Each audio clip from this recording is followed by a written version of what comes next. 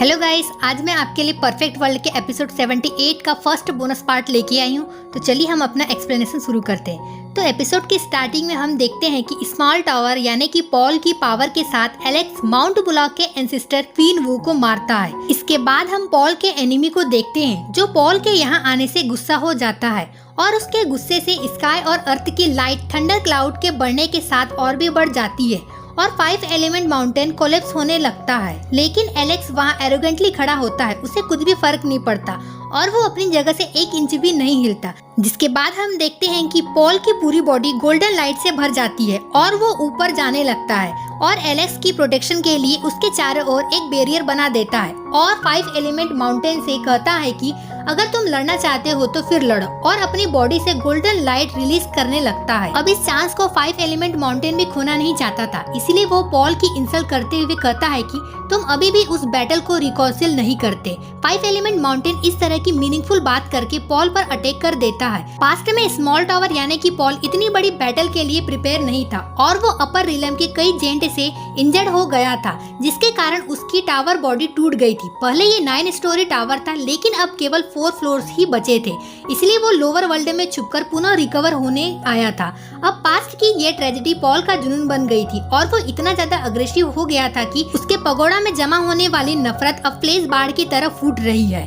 Paul की breathe peak तक पहुंच जाती है और टावर बॉडी तेजी से रो में रैपिड होना शुरू होता है और अपने अंदर एंशिएंट पगोड़ा टावर की पावर को समन करते हुए वो 5 एलिमेंट माउंटेन को क्रैश कर देता है।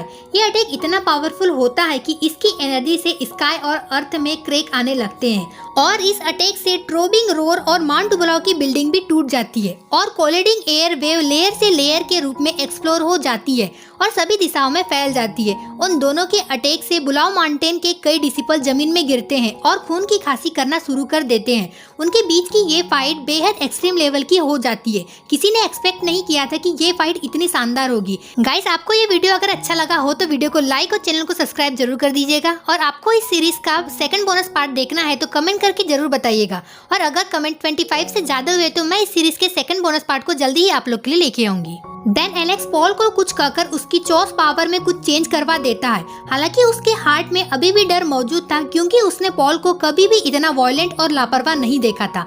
पॉल माउंटेन को बहुत बुरी तरीके से मार रहा होता है, जिससे माउंटेन दर्जन मील पीछे हट जाता है, जिससे 5 एलिमेंट माउंटेन के नीचे का वातावरण दम घुटने जैसा हो जाता है। वहाँ चारों ओर डस्ट ही डस्ट होती है। तब एलेक्स अपने ब्लर विजन से एक क्रिएचर को देखता है जिसे सील करके लोहे की चैन में बांधकर रखा गया है और जिस गुफा में उसे रखा गया है उसके चारों ओर मैजिक सर्कल है जो डिवाइन पावर वाले सिंबल के साथ उत्कीर्ण होते हैं। एलेक्स पॉल को शांत कराने की कोशिश करता है, लेकिन पॉल एलेक्स की एक भी बात नहीं मानता और 10 इविल बीस्ट को समन कर लेता है।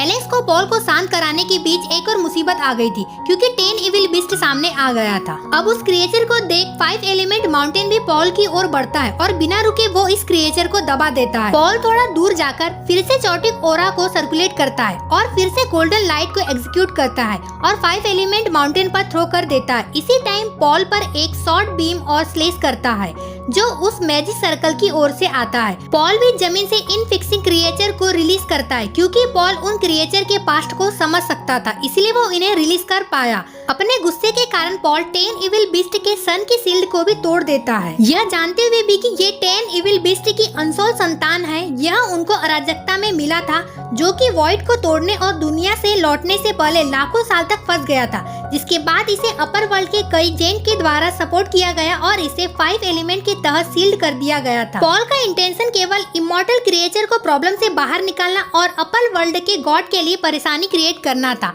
पॉल की इस एक गलती के कारण एक पावरफुल एनिमी रिपल टूट जाती है। 5 एलिमेंट माउंटेन को ये फील हो जाता है कि इमॉर्टल क्रिएचर अब जाग रहे हैं। तभी इसी समय 5 पीक एक साथ डिवाइन पावर ग्लो करते हैं और अगर ये भयानक क्रिएचर सील को तोड़कर बाहर आता है तो इससे पूरा बुलाव माउंटेन सफर करेगा। पॉल और 5 एलिमेंट माउंटेन के बीच की ये भयंकर लड़ाई इस वैली को एपोकैलिप्टिक सीन की तरह दिखती है। इसके 1000 मीटर के दायरे में पत्थर टूटने लगते हैं और अर्थ में दरारें पड़ने लगती है और चारों ओर अंधेरा ही अंधेरा है। ये देखकर दोनों अपनी पावर को रोकते हैं, क्योंकि इससे न केवल बुलाओ माउंटेन नष्ट होगा बल्कि लोअर वर्ल्ड के 8 कॉन्टिनेंट भी खतरे में पड़ जाएंगे। जो इस बैटल को साइड से देख रहा था वो भी बैटल से हुए विनाश को देखकर शॉक्ड था।